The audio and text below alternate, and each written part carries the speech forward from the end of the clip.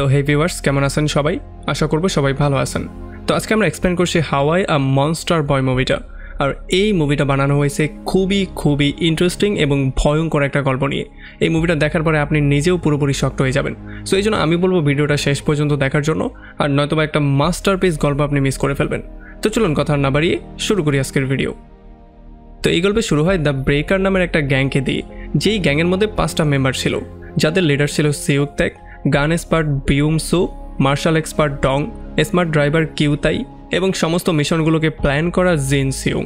তো আমরা দেখতে পারি মেট্রো রেলের মধ্যে বিয়নসুক একটা ব্রিফকেস নেওয়ার জন্য সেখানে গিয়েছিল। তবে তখনই একটা ডিটেকটিভ মিন তাকে কল দিয়ে বলে যে এই ব্রিফকেসটাকে ভুলেও ধরার ট্রাই করবে না, কারণ এটা একটা ফাঁদ হতে পারে আর এটা খুবই ভয়ঙ্কর একটা পরিণতির দিকে আমাদেরকে নিয়ে যেতেও পারে। তবে ততক্ষণে আসলে অনেকটা দেরি হয়ে গিয়েছিল, কারণ বিয়নসুক অলরেডি সেই ব্রিফকেসটাকে তুলে নিয়েছিল। তো যখনই বিয়নসুক ব্রিফকেসটাকে নিয়ে নেয়, তখন এই ট্রেনের মধ্যে যতগুলো ডিটেকটিভ ছিল তারা সবাই তাকে গান পয়েন্টে করে ফেলে আর দ্রুত ব্রিফকেসটা রেখে সারেন্ডার করার জন্য বলে। তবে আমরা দেখতে পারি তখন বিয়নসুকের কাছে একটা হকার দাঁড়িয়েছিল, এই জন্য সে হকারের গলায় ছুরি ধরে কোনো রকমে সেই ট্রেন থেকে বেরোতে সক্ষম হয়ে যায়। তবে তখন স্টেশনে অলরেডি একটা ডিটেকটিভ তার জন্য ওয়েট করছিল, যে কিনা তাকে দেখার সঙ্গে সঙ্গেই গান পয়েন্টে নিয়ে দ্রুত সেই হকারকে ছেড়ে দেওয়ার জন্য বলে। তবে যখনই বিয়নসুক সেই হকারকে ছেড়ে দেয়, তখন বিয়নসুক আস্তে আস্তে করে সামনে গিয়ে সোজা সেই হকারকেই খুন করে ফেলে। আসলে আমরা জানতে পারি এটা কোনো হকার টকার ছিল না, সে ছিল গ্যাংয়েরই একটা মেম্বার, যার নাম ছিল বং। তো এরপর তারা সবাই একটা বাচ্চাকে নিয়ে তাদের বেসমেন্টে চলে আসে। আসলে আমরা জানতে পারি তারা এই বাচ্চাটাকে কিডন্যাপ করার জন্য এই প্ল্যানিংটা করেছিল। মানে তারা এই বাচ্চাকে কিডন্যাপ করে তার প্যারেন্টসের কাছ থেকে কিছু টাকাও চেয়েছিল, যেই টাকা কিনা প্যারেন্টসরা অলরেডি দিয়ে দিয়েছিল। তবে সেই সাথে তারা পুলিশকেও এই খবরটা জানিয়ে দিয়েছিল। এই জন্যই এই গ্যাংটাকে ধরার জন্য ডিটেকটিভরা সেই ট্রেনের মধ্যে ছিল। আর এই সমস্ত ব্যাপারগুলোর জন্য তাদের মাথা প্রচণ্ড গরম হয়ে যায়। আর তাদের যেহেতু প্ল্যানটা এখন ফেল হয়ে গেছে, এই জন্য তারা এই বাচ্চাটাকে মেরে ফেলার প্ল্যানিং করে। এই জন্য যখনই বিয়ংসু এই বাচ্চাটাকে মেরে ফেলার ট্রাই করে, তখন সিওকতাই তাকে থামিয়ে দেয়। সে বলে যে না, সিদ্ধান্ত তুমি নেবে না, সিদ্ধান্ত নিব আমি। তো এরপর আমরা দেখতে পারি তারা একটা মহিলাকে ডেকে এখানে নিয়ে আসে আর তারা সবাই মিলে সিদ্ধান্ত নেয় তারা এই বাচ্চাটাকে পেলে পুষে বড় করবে। মানে এখন থেকে এই বাচ্চাটাও তাদের একটা পার্ট হয়ে উঠবে। তো এখান থেকেই গল্প চলে আসে পুরো 14 বছর সামনে। আমরা দেখতে পারি এখন দ্য ব্রেকার একটা ঘরের মধ্যে ঢুকেছে ডাকাতি করার জন্য। এখানে তারা ঘরের মালিককে খুবই ভয়ঙ্করভাবে মৃত্যু দিয়ে ফাইনালি এখানে সমস্ত কিছু চুরি করে চলে যাওয়ার ট্রাই করে। তবে আসলে এই ঘরের মধ্যে অলরেডি আরেকটা লোক ছিল, যে কিনা তাদের সবাইকে দেখে ফেলে। তবে সিওকতাই মনে করছিল হয়তোবা সে অন্ধ, এই জন্য তাকে মাফ করে দিয়ে সে এখান থেকে বেরিয়ে চলে আসে। মানে তারা আর তাকে মারে না। আর আমরা দেখতে পারি তারা সমস্ত টাকাগুলো নিয়ে বেরিয়ে পুলিশকে খুব সহজেই বোকা বানিয়ে সেখান থেকে পালিয়ে যেতে সক্ষম হয়ে যায়। এরপর আমরা দেখতে পারি সেই ছোট্ট ছেলেটাকে, যে কিনা এখন অনেকটাই বড় হয়ে গেছে। আর এই ছেলেটার নাম দেওয়া হয়েছে হাওয়াইয়া। হাওয়াইয়া যখন বাসস্টপ থেকে তার বাসার দিকে যাওয়ার ট্রাই করছিল, তখন সে দেখতে পারে একটা মেয়ের সাইকেল নষ্ট হয়ে গেছে আর সে কোনো রকমে সাইকেলটাকে ঠিক করার ট্রাই করছে। প্রথমে সে তাকে সাহায্য করার সিদ্ধান্ত নিলেও পরে সে তার মাইন্ডটাকে চেঞ্জ করে সেখান থেকে চলে যাওয়ার সিদ্ধান্ত নেয়। তবে তখন আবার সেই মেয়েটা পেছন থেকে তাকে ডাক দিয়ে সে নিজেই তার কাছে সাহায্য চায়। আর এই জন্য হাওয়াইয়াও তাকে সাহায্য করে সেখান থেকে সোজা বাসায় ব্যাক করে। এখানে এসেই সে তার 5 জন বাবার সঙ্গে মিট করে। আমরা জানতে পারি এখানে যেই 5 জন আছে তাদের সবাইকেই সে বাবা বলে ডাকতো, কাউকে ছোট বাবা, কাউকে বড় বাবা এমন করে। এরপর সে চলে যায় ইয়াংজুর সঙ্গে মিট করার জন্য, মানে সেই মহিলাটার সঙ্গে। আসলে এই মহিলাটাই যেহেতু ছোটবেলা থেকে তাকে পেলে পুষে বড় করেছে, এই জন্য তাদের দুজনের মধ্যে খুবই সুন্দর একটা বন্ডিংও ছিল, যেটা কিনা মা ছেলের বন্ডিংয়ের মতো। যাই হোক, এরপরে যখন ইয়াংজু কমলাটা রাখার জন্য দাঁড়া হয়, তখন আমরা দেখতে পারি তার পায়ের একটা আঙুল নেই। তো এরপর আমরা দেখতে পারি তারা 5 জন মিলে হাওয়াইকে বিভিন্ন রকমের জিনিস শেখানোর ট্রাই করে, যেমন শুটিং থেকে শুরু করে সমস্ত ব্যাপারগুলো। মানে তারা তাকে ট্রেন করে একজন ভালো ফাইটার বানানোর ট্রাই করছিল। আমরা জানতে পারি হাওয়াই আজ পর্যন্ত কোনোদিনও স্কুলে যায়নি। তো এরপরে যখন হাওয়াইয়া জিনের লাইব্রেরিতে কিছু বই রাখার জন্য যায়, তখন সে তাকে ডেকে তার পাশে বসায় আর এরপর তার পাসপোর্ট এবং ন্যাশনাল আইডি কার্ডগুলো দেখানো শুরু করে। আসলে তারা তার পাসপোর্ট, আইডি কার্ড এগুলো এই জন্য বানাচ্ছিল কারণ তারা খুব শীঘ্রই তাকে বিদেশে পাঠিয়ে দেওয়ার ট্রাই করছে, যাতে করে সে বিদেশে গিয়ে একটা আর্ট স্কুলে ভর্তি হতে পারে, কারণ সে আঁকাআঁকি করতে অনেক বেশি ভালোবাসে। তবে তখন এখানে সিওকতাই চলে আসে আর এই জন্য হাওয়াইয়া সেখান থেকে বেরিয়ে চলে যায়। আর এরপরে সিওকতাই আর জিন মিলে তার ব্যাপারেই কথাবার্তা বলা শুরু করে। আসলে সিওকতাই চাইছিল হাওয়াইকে তাদের মতোই বানাতে, কিন্তু জিন কোনোভাবেই এটাকে সমর্থন দিচ্ছিল না। সে বলছিল যে সে কোনোভাবেই আমাদের মতো হতে পারবে না, সে আমাদের মতো না, এই ব্যাপারটা তোমার মাথায় রাখতে হবে। এরপরে যখন হাওয়াই দোকানে বসে মিউজিক শুনছিল, তখন হঠাৎই তার নজর পড়ে ইউরি নামের সেই মেয়েটার উপরে, মানে যার সাইকেল সে ঠিক করে দিয়েছিল। এই জন্য সে তাকে ফলো করা শুরু করে। তবে একটা সাইড থেকে যখন সে তাকে ফলো করছিল, তখন হঠাৎই তার সামনে একটা গাড়ি চলে আসে আর সে অ্যাক্সিডেন্ট হতে হতে কোনো রকমে সেভ হয়ে যায়। আর যখন এই ব্যাপারটা সবাই নোটিস করে, তখন ইউরির নজরও হাওয়াইয়ের উপরে পড়ে। এই জন্য তারা দুজন একসাথে বসে গল্পগুজব করা শুরু করে। এরপরে যখন ইউরি হোয়ার ড্রয়িং বুকটাকে ভালো করে চেক করে তখন এগুলো দেখার পরে সে খুবই ইমপ্রেস হয়ে যায়। সে বলছিল যে তোমার তো একটা আর্ট স্কুলে গিয়ে ভর্তি হওয়া দরকার, তুমি এখানে কি করছো? আর সে তাকে রিকোয়েস্ট করে যাতে করে সে তার একটা পোর্ট্রেট বানিয়ে দেয়, কারণ এটাকে সে স্কুলে সাবমিট করবে। এই জন্য হাওয়াইও রাজি হয়ে যায় আর ইউরি তার থেকে তার নাম্বারটা নিয়ে নেয়। তবে তখনই সামনের একটা বার থেকে কিতাই দুটা মেয়ে নিয়ে বেরিয়ে আসে। আর সে যখন হাওয়াইকে দেখতে পারে তখন সে দূর থেকে তাকে ডাকাডাকি করা শুরু করে। তবে ইউরি দুইটা মেয়ের সঙ্গে যেভাবে কিতাই ব্যবহার করছিল সেই ব্যাপারগুলো কোনোভাবেই পছন্দ করছিল না। তবে যখন সে দেখতে পারে যে হাওয়াইকে সে ডাকছে তখন সে হাওয়াইকে জিজ্ঞেস করে এই লোকটাকে। তখন হাওয়াই বলে সে আমার বাবা। তো এখন যেহেতু কিতাই অনেক বেশি মাতাল হয়েছিল এই জন্য সে আর গাড়ি ড্রাইভ করছিল না, এই জন্য হুয়াই গাড়ি ড্রাইভ করে বাসার দিকে যাওয়ার ট্রাই করছিল। তবে তখনই রাস্তায় তারা দেখতে পারে পুলিশ চেকপোস্ট বসিয়েছে। আর এগুলো দেখার পরে কিতাই তাকে বলে যে ভালোই হয়েছে আমি ড্রাইভ করছি না, নয়তো আমাদেরকে তারা মামলা না দিয়ে ছাড়তো না। তবে তখন হুয়াই তাকে বলে যে কিন্তু বাবা আমি তো স্কুলের ড্রেস পরে আছি। তবে তখন কিতাই তাকে বলে যে তুমি স্কুলের ড্রেসটা সবসময় কেন পরে থাকো যেখানে তুমি স্কুলেই যাও না। তবে যখনই তারা পুলিশের সামনে গিয়ে গাড়িটাকে স্লো করে তখন পুলিশ হুয়াইয়ের স্কুল ড্রেসটা দেখতে পারে। তবে এইটা দেখার পরে হুয়াই দ্রুত গাড়ি ড্রাইভ করে সেখান থেকে পালিয়ে যাওয়ার ট্রাই করে আর পুলিশও তাদেরকে ফলো করা শুরু করে। তবে যেহেতু কিতাই খুবই ভালো একজন ড্রাইভার ছিল এই জন্য সে যেমন করে ইনস্ট্রাকশন দিচ্ছিল হুয়াইও ঠিক তেমন করেই এক্সিকিউট করার ট্রাই করছিল। আর এমন করে ফাইনালি তারা খুবই কুল ওয়েতে পুলিশদেরকে ফাঁকি দিয়ে সেখান থেকে পালিয়ে যেতে সক্ষম হয়ে যায়। আর তখন এদিকে আমরা দেখতে পারি সেই অন্ধ লোকটাকে যাকে কিনা পুলিশ কাস্টডিতে রাখা হয়েছিল। আসলে এই লোকটাকে পুলিশ যতবার করে যত রকম করেই জিজ্ঞাসাবাদ করছিল সে কোনোভাবেই কোনো ইনফরমেশন দিচ্ছিল না, মানে সেই গ্যাং সম্পর্কে সে কিছুই বলছিল না। আর সে বলছিল সে তাদেরকে দেখতেও পায়নি। তবে তখনই ডিটেকটিভ পার্ক এখানে চলে আসে আর সে রুমের মধ্যে সমস্ত লাইটগুলো বন্ধ করে একটা ম্যাচ লাইটের সাহায্যে এই জিনিসটা বের করে ফেলে যে এই লোকটা আসলে অন্ধ না। আর এরপর সে তাকে থ্রেট করে বলে যে যদি তুমি আমাদেরকে কোনো ইনফরমেশন না দাও তাহলে আমি এখন গিয়ে প্রেসকে বলে দেবো যে তুমি অন্ধ না। আর এটা যখন সেই গ্যাংয়ের লোকজন জানতে পারবে তখন তারা তোমার কী অবস্থা করবে সেটা তুমি বুঝতেই পারছো। আর এই সমস্ত ব্যাপারগুলোতে এই অন্ধ লোকটা অনেক বেশি ভয় পেয়ে যায়, এই জন্য সে ডিটেকটিভদেরকে সমস্ত ব্যাপারগুলো বলে দেয়। আর তখন আমরা দেখতে পারি মিন নামের সেই ডিটেকটিভ অলরেডি জিনকে মেসেজ দিয়ে ব্যাপারটা জানিয়ে দেয়। আর যখন জিন গিয়ে এই জিনিসটা সিওকতাইকে বলে তখন সিওকতাই হুয়াইকে নিয়ে সোজা একটা বিল্ডিংয়ে চলে আসে সেই লোকটাকে খুন করার জন্য। আর যখনই সিওকতাই হুয়াইকে সেই ব্লাইন্ডম্যানকে শ্যুট করার জন্য বলে তখন হুয়াই কোনোভাবেই তার উপরে শ্যুট করতে পারছিল না, কারণ এখানে সে একটা ভয়ঙ্কর মনস্টার দেখতে পাচ্ছিল, এই জন্য সে প্রচণ্ড ভয় পেয়ে যায়। তবে অন্যদিকে আমরা দেখতে পারি কিতাই অলরেডি সেই লোকটাকে ধরে ফেলেছিল আর তাকে গাড়িতে করে সে অন্য একটা জায়গায় নিয়েও যাচ্ছিল। এরপরে সিওকতাই প্রচণ্ড রাগ করে হুয়াইকে নিয়ে সোজা বেসমেন্টে চলে আসে আর তার সামনেই সেই ব্লাইন্ডম্যানকে শ্যুট করে মেরে ফেলে। আর এরপর সে তাকে জিজ্ঞেস করে যে আমি যখন বললাম শ্যুট করতে তখন তুমি কেন শ্যুট করলে না? তখন হুয়াই তাকে বলে যে আমি এই সমস্ত কাজগুলো করতে পারবো না, কারণ আমি একটা ভয়ঙ্কর মনস্টার দেখতে পারি, এত ভয়ের মধ্যে এই কাজগুলো আমাকে দিয়ে হবে না। তবে তখন সিওকতাই তাকে বলে যে ঠিক আছে তোমার চিন্তা করার কোনোই দরকার নেই, আমি এই মনস্টার থেকে তোমার পিছু ছাড়িয়েই ছাড়বো। আর এতটুকু বলেই সে তাকে বেসমেন্টে আটকে দিয়ে সেখান থেকে বেরিয়ে চলে যায়। আর তখন আমরা এই ব্যাপারটাও জানতে পারি যে যখন হুয়াই ছোট ছিল তখন সিওকতাই মাঝে মধ্যেই তাকে বেসমেন্টে বন্দি করে দিত আর তাকে নানানভাবে টর্চার করতো। আর এখানে যখন সে একা থাকতো তখন সেই মনস্টারকে সে অনেক বেশি ভয় পেত। এরপরে ডিটেকটিভ মিন একদিন দ্য ব্রেকার গ্যাংয়ের কাছে আসে একটা কাজ নিয়ে। আসলে এই কাজটা ছিল একটা দম্পতিকে খুন করার কাজ। এদিকে ইউরি হুয়াইকে কল দিয়ে তার জন্য ওয়েট করছিল, তবে হুয়াই এখানে থাকা সত্ত্বেও তার সাথে গিয়ে মিট করছিল না, সে একটা গাছের পেছনে লুকিয়ে তাকে দেখছিল। আর যখন ইউরি প্রচণ্ড রাগ করে সেখান থেকে চলে যায় তখন হুয়াই সেই গাছের উপরে একটা পোকাকে চেপে মেরে ফেলে। আমরা এখানে হুয়াইয়ের মধ্যে একটা ভয়ঙ্কর রাগ দেখতে পারি যেটা আস্তে আস্তে গ্রো করছিল। তো এরপরে পরদিন সকালবেলা দি ব্রেকার গ্যাং চলে আসে সেই কাপলকে খুন করার জন্য। আর এখানে তারা সঙ্গে করে হুয়াইকে নিয়ে আসে যাতে করে তার মাধ্যমে তারা দরজা খুলে খুব সহজেই মধ্যে ঢুকতে পারে।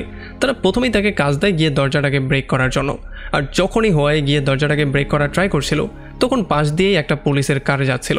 আর একটা পুলিশের যখন তার উপরে সন্দেহ হয়ে যায় তখন সে গিয়ে তাকে জিজ্ঞেস করার ট্রাই করে যে আসলেই সে এই ঘরের মধ্যে থাকে কিনা। তবে যতক্ষণে সে তার কাজ পর্যন্ত পৌঁছাতো তার আগেই হুয়াই কোনো রকমের দরজার লকটাকে ব্রেক করে ঘরের মধ্যে এমন করে ঢুকে যায় যেন এইটা তার নিজেরই ঘর। আর এই জন্য পুলিশ আর বেশি কথা না বাড়িয়ে সেখান থেকে বেরিয়ে চলে যায়, তাদের মনে হয়েছিল হয়তো বা এটা তারই ঘর। এরপরে হুয়াইয়ের মধ্যে যাওয়ার সঙ্গে সঙ্গেই একটা বই পড়ে থাকতে দেখতে পারে। আর যখন সেই বইটাকে ওঠায় তখন এটার মধ্যে সে একটা পিকচার পেয়ে যায়। এখানে ছোট বাচ্চার একটা পিকচার ছিল, এই জন্য সেই পিকচারটা তার পকেটের মধ্যে লুকিয়ে ফেলে। আর এখানে সে একটা ড্রয়ারের মধ্যে থেকে কিছু আওয়াজও শুনতে পারে। আর যখন সে গিয়ে ভালো করে চেক করে তখন এখানে সে একটা মহিলাকে পেয়ে যায়। তবে এই মহিলার কথাটা সে সবার থেকে লুকিয়ে রাখে, মানে এই মহিলা যে এখানে আসে এটা সে ওই 5 জনকে বলে না। যখন তারা সবাই এই ঘরের মধ্যে ঢুকে সমস্ত কিছু তন্ন করে খুঁজছিল, তখন এই মহিলা তার হাজব্যান্ডকে কল দিয়ে ঘরে আসার জন্য বলে। আর যখন তার হাজব্যান্ড ঘরে চলে আসে, তখন এই 5 জন তাকে নিয়ে আচ্ছা রকম ধোলাই করে একটা রুমের মধ্যে বন্দি করে তার ওয়াইফ সম্পর্কে জিজ্ঞাসাবাদ করা শুরু করে। তবে তখনই তারা সাইডে একটা শব্দ শুনতে পারে। তারা দেখতে পারে সেই মহিলা সেখান থেকে দৌড়ে পালিয়ে যাচ্ছে। আর যখন বিয়কসু তাকে ফলো করতে করতে রাস্তার কাছে চলে আসে, তখন সেই মহিলাকে সাহায্য করার জন্য 2টা লোক চলে আসে। এই জন্য সে সেখান থেকে দ্রুত বেরিয়ে চলে যায়, যাতে করে কেউ তাকে চিনতে না পারে। তো এখন সিওক তাই ব্যাপারটা বুঝতে পারে যে হুয়াই সেই মহিলাকে বাইরে বেরোতে সাহায্য করেছে। এই জন্য সে তাকে মারতে মারতে সেই বৃদ্ধ লোকটার কাছে নিয়ে আসে আর তার হাতে একটা গান দিয়ে সেই লোকটাকে শ্যুট করার জন্য বলে। তবে সে কোনোভাবেই শ্যুট করতে পারছিল না। আর যখন এই বৃদ্ধ লোকটা কিছু বলার ট্রাই করছিল, তখন হুয়াই প্রচণ্ড মাথা গরম করে তার উপরে অনেকগুলো শ্যুট করে দেয়। তো এর পরের সিনে আমরা দেখতে পারি এখানে পুলিশ চলে আসে। আর সেই পুলিশ অফিসার, যেই পুলিশ কিনা সেই ছোট বাচ্চাটাকে ভেতরে ঢুকতে দেখতে পেয়েছিল, সে এসে ডিটেকটিভ মিনকে বলে যে আমি এখানে একটা স্কুলের বাচ্চাকে ঢুকতে দেখতে পেয়েছিলাম, যে হয়তোবা হাই স্কুলে পড়তে পারে। তবে তখন ডিটেকটিভ মিন তাকে বলে যে তোমার মনে হয় যে একটা হাই স্কুলের বাচ্চা এই কাজটা করতে পারবে? তুমি কি বেকুবের মতো কথাবার্তা বলছো? তবে ডিটেকটিভ মিন এই ব্যাপারটাও জানতো যে তারা সেই বাচ্চাটাকে নিয়ে এখানে এসেছিল। এই জন্য সে দ্রুত জিনকে কল দিয়ে বলে যে তোমাদের সেই বাচ্চাটাকে নিয়ে আসা ঠিক হয়নি, সেই বাচ্চাটার জন্য সমস্ত কিছু উল্টাপাল্টা হয়ে গেছে। তো এরপর আমরা দেখতে পারি হুয়াই তার ঘরের মধ্যে শুয়েছিল। আসলে পুরো 2টা দিন পার হয়ে যাওয়ার পরেও হুয়াই এখন পর্যন্ত তার ঘর থেকে বের হয়নি। আর ইয়ানজু যখন এই ব্যাপারগুলো নোটিস করে, তখন সে তার সাথে কথা বলার জন্য তার ঘরের মধ্যে চলে আসে। আর এখানে এসে সেই ছোট বাচ্চার পিকচারটা পেয়ে যায়, যেইটা কিনা হুয়াই তার পকেটের মধ্যে লুকিয়ে নিয়ে এসেছিল। এই পিকচারটা দেখার পরে ইয়ানজু তাকে বলে যে তোমার চোখগুলো এখনও দেখতে ঠিক একই রকম আছে, তবে তোমার নাকটা কিছুটা চেঞ্জ হয়ে গিয়েছে। তবে তখন হুয়াই তাকে বলে যে এই পিকচারটা আমার না, এটা আমি কুড়িয়ে পেয়েছি। তবে ইয়াংজু বলে যে কিন্তু পিকচারের মধ্যে যেই ছেলেটা আছে সেটা তো তুমিই। সিনটা এখানেই কাট হয়ে যায়। আর পরের সিনে আমরা দেখতে পারি ইয়ানজু সেই ফটোটা দেখেই কান্নাকাটি করছিল। আর তখন এখানে সিউতাক চলে আসে আর সে তাকে জিজ্ঞেস করে যে হুয়াই কোথায় চলে গিয়েছে। আর তখন এদিকে আমরা দেখতে পারি হুয়াই চলে আসে সেই কাপলের ঘরের মধ্যে, যেই কাপলের ঘরের মধ্যে কালকে সে এসে একজনকে খুন করেছিল। এখানে যখন সে ঘোরাঘুরি করে চারপাশে চেক করছিল, তখনই সে কারো আসার শব্দ শুনতে পারে। এই জন্য সে গিয়ে একটা রুমের মধ্যে লুকিয়ে পড়ে। আর এই রুমটা আর অন্য কারো রুম ছিল না, এটা ছিল ছোট কোনো বাচ্চার একটা রুম, যেই রুমের মধ্যে সমস্ত জিনিসপত্রগুলো খুবই যত্ন করে গুছিয়ে রাখা হয়েছে। এই রুমের মধ্যে সে অনেকগুলো পিকচার, অনেকগুলো পেপার কাটিং এবং নানান ডকুমেন্ট পেয়ে যায়, যেগুলোর মধ্যে সে একটা ছোট বাচ্চার কিছু পিকচার পেয়ে যায় আর কিছু মিসিং রিপোর্ট পেয়ে যায়, যেগুলো আর অন্য কারো ছিল না, যেগুলো ছিল তার নিজেরই। হুয়াই এগুলো দেখার পরে পুরোপুরি শক্ট হয়ে গিয়েছিল। সে বুঝতেই পারছিল না এখন সে কী করবে। তবে তখনই সে নিচে থেকে কিছু শব্দ শুনতে পারে। আর যখন সে গিয়ে চেক করে, তখন সে দেখতে পারে সেই মহিলা গলায় দড়ি দিয়ে মরে যাওয়ার ট্রাই করছিল। তবে সে গিয়ে কোনো রকমে তাকে সেভ করে ফেলে। এদিকে আমরা দেখতে পারি কিতাই এবং সিউকতাইকে, যারা কিনা এখন পর্যন্ত হুয়াইকে খুঁজে বের করার ট্রাই করছিল। তবে তখনই তাদেরকে মিন কল দেয়। আর মিন কল দিয়ে বলে যে সেই মহিলা গলায় দড়ি দিয়ে মরে যাওয়ার ট্রাই করছিল, তবে একটা হাই স্কুলের ছেলে তাকে সেভ করে ফেলেছে। আর সে তাকে এটাও জিজ্ঞেস করে যে তোমাদের সেই ছেলেটা এখন কোথায় আছে। এদিকে জিন সিউককে কল দিয়ে হুয়াই সম্পর্কে জিজ্ঞেস করে, কারণ এখন পর্যন্ত সে বাসায় ব্যাক করেনি। আর যখন সে কলটাকে কাট করে তার পিসিটা অন করে, তখন সে দেখতে পারে সেই ছোট বাচ্চা সম্পর্কে কিছু ডকুমেন্ট অন করা ছিল। আর তখনই পাশে থেকে হুয়াই তাকে বলে যে হ্যাঁ, আমি সেই ঘরের মধ্যে আবারও গিয়েছিলাম। যেমন আমরা বুঝতে পারি সেই ঘরের মধ্যে অলরেডি ছিল। আর এরপর সে তাকে গান পয়েন্টে নিয়ে জিজ্ঞেস করে যে তোমরা আমার সাথে এমনটা কেন করেছো, আমার আসল পরিচয় কি, ব্যাপারটা আমাকে ক্লিয়ার করে বলো। তবে তখন জিন তাকে বলে যে এই সমস্ত ব্যাপারগুলো একেবারেই ম্যাটার করে না। যেই জিনিসটা ম্যাটার করে সেটা হচ্ছে গিয়ে আমরা 5 জন তোমাকে পেলে পুষে বড় করেছি, আর আমরাই হচ্ছে গিয়ে তোমার বাবা। তবে হুয়াই কোনোভাবেই ব্যাপারগুলো মানতে পারছিল না। সে তাকে বারবার করে টিগারে চাপ দেওয়ার ভয় দেখিয়ে বলছিল যে তোমরা আমাদের সাথে এমনটা কেন করেছো। আমার বাবা মা পুরো 14টা বছর আমার জন্য অপেক্ষা করছিল, কিন্তু তোমরা কোনোভাবেই তাকে কোনো ইনফরমেশন দাওনি। তবে এই সমস্ত কথাগুলোতে জিনও অনেক বেশি ইমোশনাল হয়ে যায়।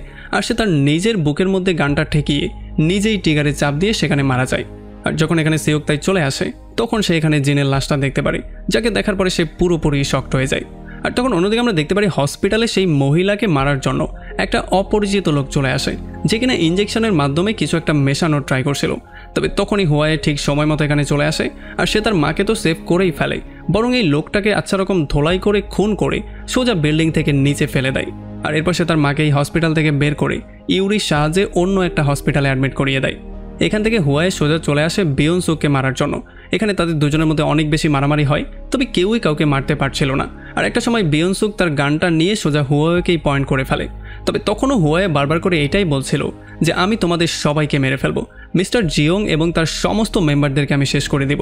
এখন এই মিস্টার জিওংটা কে সেটা আমরা লাস্টের দিকে জানতে পারবো। আর তখন এখানে ডিপ ব্রেকারের বাকি মেম্বারও চলে আসে। আর এই জন্য হুয়ায়ে দ্রুত সেখান থেকে পালিয়ে যাওয়াটাই শ্রেয় মনে করে। সে সেখান থেকে কোনো রকমে পালিয়ে নিজের জীবনটাকে বাঁচিয়ে নেয়। আর আমরা দেখতে পারি এখানে যেভাবে সে পালিয়ে যায় সেটা দেখার মতো একটা সিন ছিল। তো এখান থেকে হুয়ায়ে একটা সিমেন্ট ফ্যাক্টরিতে চলে আসে আর সোজা সে সিওকতাইকে কল দেয়। আর সিওকতাইকে সে জিজ্ঞেস করে যে আপনারা আমাকে পেলে পুষে কেন বড় করেছেন। তখন সিওকতাই তাকে বলে যে এইটা কেমন কোয়েশ্চেন, আমি তোমার বাবা, আমিই তো তোমাকে পেলে পুষে বড় করব। তখন হুয়ায়ে তাকে জিজ্ঞেস করে যে বাবা তুমি কি আমাকে নেয়ার জন্য আরও একবার এখানে আসবে। তখন সে বলে যে হ্যাঁ আমি অবশ্যই এখানে আসবো। এই জন্য সে তাকে কালকে সকাল 9টার সময় এই সিমেন্ট ফ্যাক্টরিতে আসার জন্য বলে। আর যখনই সে কলটা কাট করে দেয় তখন আমরা দেখতে পারি তার সামনে সেই ভয়ঙ্কর মনস্টারটা ছিল, যেটাকে সে একটা সময় অনেক বেশি ভয় পেত। কিন্তু আজকে তার চোখে মুখে আমরা ভয়ের বিন্দুমাত্র ছাপও দেখতে পারি না, বরং সে এমন করে সেই মনস্টারের দিকে তাকিয়েছিল যেন সে তাকে আজকে শেষই করে দেবে। এরপর আমরা মিস্টার জিওনকে দেখতে পারি। আসলে এই লোকটা হচ্ছে গিয়ে সেই লোকটা যে কিনা সেই কাপলকে মারার জন্য টাকা দিয়েছিল। এখন সে এমনটা কেন করেছে সেটা আমরা মুভির লাস্টেই জানতে পারবো। আমরা দেখতে পারি তার কাছে একটা লেটার চলে আসে যেখানে বলা ছিল যদি তুমি সেই মহিলাকে মারতে চাও তাহলে কালকে সকাল 9টার সময় সেই সিমেন্ট ফ্যাক্টরিতে চলে আসবে। তো এরপরে পরদিন সকালবেলা ডিপ ব্রেকার গ্যাং চলে আসে সেই সিমেন্ট ফ্যাক্টরিতে। এখানে তারা তিনজনের মধ্যে যায় কিতাইকে বাইরে রেখে। তবে কিতাই যাওয়ার আগে বারবার করে তাদের কাছে রিকোয়েস্ট করছিল যাতে করে তারা হুয়ায়েকে শ্যুট করে না মারে।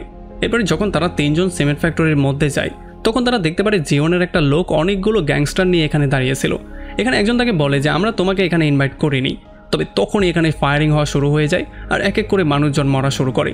আর যখন তারা দেখতে পারে আশেপাশে থেকে গুলি আসছে তখন তারা ভয় পেয়ে একে অন্যের উপরে শ্যুট করা শুরু করে আর একে অন্যকে কুকুরের মতো মারা শুরু করে। আসলে দূর থেকে হুয়াই তাদের সবার উপরে গুলি করছিল। আর যেহেতু কিতাই বাইরে ছিল এই জন্য সে হুয়াইকে গুলি করতে এখান থেকে দেখে ফেলে আর সে তাকে থামানোর জন্য সেদিকে যাওয়ার ট্রাই করে। আর আমরা দেখতে পারি মধ্যে গোলাগুলির মধ্যে প্রত্যেকটা মেম্বারের মৃত্যু হয়ে যায়, শুধুমাত্র সিওকতাই কোনো রকমে জীবিত হয়ে বাইরে বেরিয়ে চলে আসে। যখনই হুয়াই সিওকতাইকে দেখতে পারে তখন তার মাথা প্রচণ্ড গরম হয়ে যায় আর সে তাকেও শ্যুট করে মারার প্ল্যানিং করে ফেলে। তবে তখনই কিতাই এসে তাকে আটকে দেয় আর সে তাকে বারবার করে বোঝানোর ট্রাই করছিল। তবে হুয়াই যেহেতু প্রচণ্ড রাগের মধ্যে ছিল এই জন্য সে তার কোনো কথাই শুনতে চাইছিল না। সে বারবার করে বলছিল যে তুমিও তাদের মতো, তুমিও আমার থেকে সত্যিটা লুকানোর ট্রাই করেছো। আর এই সমস্ত কথাবার্তাগুলোর মধ্যে তাদের দুজনের মধ্যে হাতাহাতি শুরু হয়ে যায়। আর আমরা দেখতে পারি এক্সিডেন্টলি কিতাই সোজার নিচে পড়ে যায়। যদিও হুয়াই তাকে বাঁচানোর অনেক রকম করেই ট্রাই করেছিল তবে এতে করে কোনো লাভই হয় না, কিতাই নিচে পড়ে তার সেখানেই মৃত্যু হয়ে যায়। এরপরে সিওকতাই এখানে প্রত্যেকটা গাড়ির টায়ার পাঞ্চার করে দিয়ে সোজা সেখান থেকে হসপিটালের দিকে যাওয়া শুরু করে। আসলে মেইন যেহেতু সেই মহিলাকে খুঁজে বের করে ফেলেছিল এই জন্য সে কল দিয়ে সিওকতাইকে এই ব্যাপারটা জানিয়ে দিয়েছিল। আর তখন ইউরিও বাথরুমে গিয়ে হুয়াইকে কল দিয়ে ব্যাপারটা জানিয়ে দেয়। আর এই ব্যাপারটা শোনার পরে হুয়াইও একটা গাড়ি ছিনতাই করে সেটা নিয়ে দ্রুত হসপিটালের দিকে যাওয়া শুরু করে। কিন্তু যেহেতু সে খুবই অ্যাগ্রেসিভলি ড্রাইভ করছিল এই জন্য রাস্তায় সে অ্যাক্সিডেন্ট করে ফেলে আর খুবই জঘন্যভাবে আহত হয়ে যায়। তবে তবুও সে কোনোভাবেই থামে না, সে হসপিটালের দিকে দৌড়ে যাওয়া শুরু করে। এদিকে আমরা দেখতে পারি সিওকতাই অলরেডি সেই হসপিটালে চলে এসেছে। আর যখন সেই মহিলা জ্ঞান ফিরে পায় তখন সেই মহিলাকে একটা গল্প বলা শুরু করে।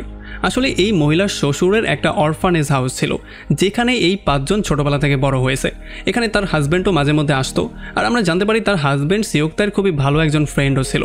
একদিন সিওকতাই তার হাজব্যান্ডের কাছে গিয়ে বলেছিল যে সে একটা ভয়ঙ্কর মনস্টার দেখতে পারে। এই জন্য তার হাজব্যান্ড তাকে প্রে করার পরামর্শ দিয়েছিল আর সে এটার জন্য প্রেও করেছিল। তবে কোনোভাবেই কোনো কাজ হয়নি, সে সেই মনস্টারটাকে বারবার করে দেখতেই পাচ্ছিল। এই জন্য সে আর কখনোই সেই মনস্টারকে আটকানোর ট্রাই করেনি, সেই মনস্টারকেই তাকে কন্ট্রোল করার পারমিশন দিয়ে দিয়েছিল। এরপর আমরা জানতে পারি এই অরফানেজের মধ্যে একটা মেয়ে ছিল যেই মেয়েটাকে তারা দুজনেই পছন্দ করত। তবে সেই মেয়েটা শুধুমাত্র তার হাজব্যান্ডকেই পছন্দ করত। এই জন্য সিওকতাই প্রচণ্ড রাগের মাথায় এসে সেই মেয়েটাকে সেক্সুয়ালি অ্যাবিউসও করে দেয়, মানে সে তাকে রেপ করে ফেলে। আর যখন তার হাজব্যান্ড তাকে সেভ করতে যায় তখন সিওকতাই প্রচণ্ড মাথা গরম করে তার উপরেও আক্রমণ করে দেয়। যেই আক্রমণে তার হাজব্যান্ডের একটা পা নষ্ট হয়ে গিয়েছিল, তখন থেকেই সে ল্যাংড়া হয়ে গিয়েছিল। আর যেহেতু সিওকতাই এত বড় একটা ক্রাইম করেছে এই জন্য তাকে 5 বছরের জন্য জেলে পাঠিয়ে দেওয়া হয়। আর এই গল্পটা বলার পরেই সে এই মহিলাকে এখানে শ্যুট করে মেরে ফেলে। আর যতক্ষণে হুয়ায়ে এই পর্যন্ত দৌড়ে চলে আসে ততক্ষণে অনেকটাই লেট হয়ে গিয়েছিল। সে দেখতে পারে তার মাকে অলরেডি মেরে দিয়ে সে চলে গিয়েছে।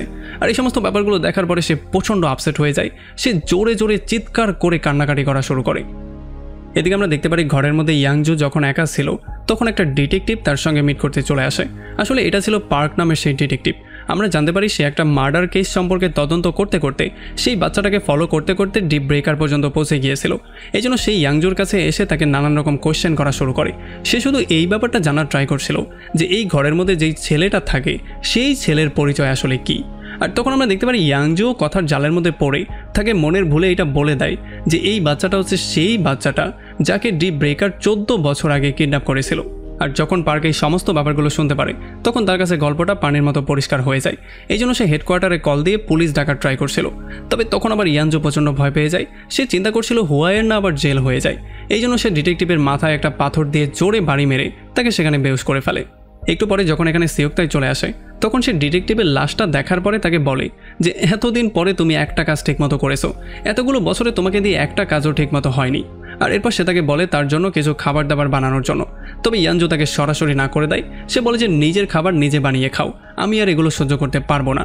তবে এইটার জন্য সিওকতার মাথা প্রচণ্ড গরম হয়ে যায়। আর সে তাকে আচ্ছা রকম ধোলাই করে বলে যে তোমার আঙুলটা যে কেটে দিয়েছিলাম তাতে তোমার শিক্ষা হয়নি, এখন কি তুমি তোমার গলাটাও কাটাতে চাও? এইটা বলে সে তার গলাটা কাটার প্রিপারেশনও নেওয়া শুরু করে। মানে সে তার গলাটা কাটতেই যাচ্ছিল তখনই এখানে হুয়াই চলে আসে।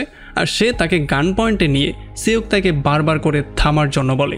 এখানে হুয়াই তাকে জিজ্ঞেস করে যে তোমরা আমাদের সাথে এমনটা কেন করেছো, আমার বাবা মাকে কেন তুমি শ্যুট করে মেরেছো? তবে তখন সিওকতাই তাকে বলে যে তুমি আমাকে বলেছিলে তুমি মনস্টার দেখতে পারো, এখন তুমি বলো তুমি কি মনস্টার দেখতে পাচ্ছ? তুমিও তোমার হাত রক্তে লাল করে নিয়েছো, এখন তোমার আর আমার মধ্যে কোনো পার্থক্য নেই, তুমি আর আমি একই রকম হয়ে গেছি। তবে আমরা দেখতে পারি যখন তারা কথাবার্তা বলছিল তখনই ডিটেকটিভ পার্ক জ্ঞান ফিরে পেয়ে যায়। আর সে তাদের দুজনকেই গান পয়েন্টে নিয়ে হুয়াইকে গানটাকে নিচে ফেলার জন্য বলে। আর এই জন্য যখনই সিওকতার মনোযোগ ব্রেক হয়ে যায় তখনই পেছন থেকে ইয়ানজু একটা চাকু তার পেটের মধ্যে ঢুকিয়ে দেয়। আর এই ব্যাপারটার জন্য সিওকতার মাথা আরও বেশি গরম হয়ে যায়। সে ইয়ানজুকে আচ্ছা রকম করে ধোলাই করা শুরু করে। যদিও হুয়াই বারবার করে তাকে থামার জন্য বলছিল, তবে যখন সে থামছিল না তখন তাকে থামানোর জন্য সে তার পায়ের মধ্যে শ্যুট করে দেয়। আর এই ব্যাপারটা দেখার পরে ডিটেকটিভ পার্ক হুয়াইয়ের হাতের মধ্যে শ্যুট করে দেয়। আর যখন সিওকতা এটা দেখতে পারে তখন তার মাথা আরও বেশি গরম হয়ে যায়, কারণ সে কোনোভাবেই হুয়াইকে আহত অবস্থায় দেখতে পারছিল না। এই জন্য সে ডিটেকটিভকে কয়েকটা শ্যুট করে সেকেন্ডের মধ্যেই মেরে ফেলে। আর তাকে বলে যে তোমার সাহস কী করে হলো আমার ছেলের গায়ে গুলি করার? এরপরে যখন সিওকতাই ইয়ানজুকে গান পয়েন্টে নিয়ে মেরে ফেলার ট্রাই করে তখন এগুলো হুয়াই কোনোভাবেই সহ্য করতে পারছিল না। এই জন্য সে গান রেখে স্যারেন্ডার করে ফেলে। আর সে হাঁটু গেড়ে বসে তার বাবার কাছে মাপ চাওয়া শুরু করে। সে তাকে বলে যে আপনি যেমন বলবেন আমি তেমন করেই কথা শুনবো, প্লিজ তাকে মারবেন না, আর আমাকেও আপনি মাফ করে দিয়েন। আর এই সমস্ত ব্যাপারগুলো দেখার পরে সিওকতাই তাকে না মেরে তার ছেলেকে এসে জড়িয়ে ধরে। আর সে তাকে বলে যে আমার কাছে তুমিই ইম্পর্টেন্ট, তুমি আর আমিই হচ্ছে এই দুনিয়াতে ইম্পর্টেন্ট, আর বাকি কিছুই আমার কাছে ইম্পর্টেন্ট না। আর এই সমস্ত ব্যাপারগুলো শোনার পরে যখন হুয়াই জেনহুর দিকে তাকায় তখন সে মাথা নেড়ে বারবার করে না করছিল। তবে তবুও হুয়াই একটা গান বের করে তার বাবার উপরে শ্যুট করে দেয় আর তাকে কয়েকটা গুলি করে সেখানেই মেরে ফেলে। এরপর এদিকে আমরা দেখতে পারি ইউরিকে, যার কাছে কিনা তার দুইটা বন্ধু একটা গিফট নিয়ে আসে। সে বলে যে একটা ছেলে তোমাকে এই গিফটটা দেওয়ার জন্য বলেছে। আর যখন তারা গিফটটা ওপেন করে তখন তারা দেখতে পারে এইটার মধ্যে ইউরির একটা পিকচার ছিল, মানে একটা পেন্সিল পোর্ট্রেট। আর এইটা দেখার পরে ইউরি তাকে জিজ্ঞেস করে যে ছেলেটা এখন কোথায় আছে। তারা বলে যে হয়তোবা ছেলেটা এখন প্লেগ্রাউন্ডেই আছে। তবে যতক্ষণে ইউরি গিয়ে চেক করে ততক্ষণে সে দেখতে পারে ছেলেটা প্লেগ্রাউন্ডে ছিল না, মানে হুয়াই কোথায় যেন চলে গিয়েছে। আর পরের শ্রেণী আমরা মিস্টার জিওনকে একটা অনুষ্ঠানের মধ্যে দেখতে পারি যেখানে সে প্রধান গেস্ট ছিল। আর সেই অনুষ্ঠানের মধ্যেই হুয়াই কোনো জায়গা থেকে তার উপরে শ্যুট করে তাকে সেখানে মেরে ফেলে। আর সে গুলিটাকে একটা গিটারের বক্সের মধ্যে ভরে ভিড়ের মধ্যে দিয়েই কোথায় যেন গায়েব হয়ে যায়। আর পুলিশও তাকে ধরতে পারে না। অ্যান্ড এমনই একটা ভয়ঙ্কর পয়েন্টে এই পুরো মুভিটা এখানেই শেষ হয়ে যায়। ওকে, এখন আমি জানি একটা কনফিউশন এখনও রয়ে গেছে, সেটা হচ্ছে হুয়াইয়ের প্যারেন্টস আসলে কারা ছিল, কারণ সে সব জায়গায় বাবা মা বানিয়ে রেখেছে। আসলে এখানে দুইটা পসিবিলিটি হতে পারে। প্রথম পসিবিলিটি হচ্ছে হয়তোবা সেই কাপলই ছিল তার আসল বাবা মা। আর দ্বিতীয় পসিবিলিটি হচ্ছে যেহেতু সিওকতাই সেই মেয়েটাকে রেপ করেছিল, সেই রেপের জন্য হয়তোবা তার পেটে একটা বাচ্চা চলে এসেছিল, আর সেই মেয়েটার অন্য কেউ ছিল না, সেই মেয়েটা ছিল ইয়ানজু। যার মানে পসিবিলিটি এইটাও হয় যে তার আসল প্যারেন্টস হয়তোবা ইয়ানজু এবং সিওকতাই ছিল, তার জন্ম হয়েছিল অবৈধভাবে। আর সেই ছোটোবেলা থেকে ইয়ানজু এই সমস্ত ব্যাপারগুলো সহ্য করতে করতে বড় হয়েছে। যাই হোক, যেহেতু ডিরেক্টর আমাদেরকে ক্লিয়ার করে ব্যাপারটা জানায়নি, এই জন্য আমরা শুধু পসিবিলিটিসই বলতে পারি, আমরা ক্লিয়ার কোনো অ্যান্সার দিতে পারি না। আর এমন একটা মিস্ট্রি নিয়ে যেহেতু মুভিটা শেষ হয়ে গেছে, এই জন্য আমাকে কমেন্ট করে জানাবেন যে মুভিটা আপনার কাছে কেমন লেগেছে। চ্যানেল সাবস্ক্রাইব না করলে অবশ্যই করে ফেলুন, ভিডিওতে লাইক না করলে অবশ্যই করে ফেলুন। তো আমাদের দেখা হবে অন্য কোনো ভিডিওতে অন্য কোনো একদিন। Till then, take care.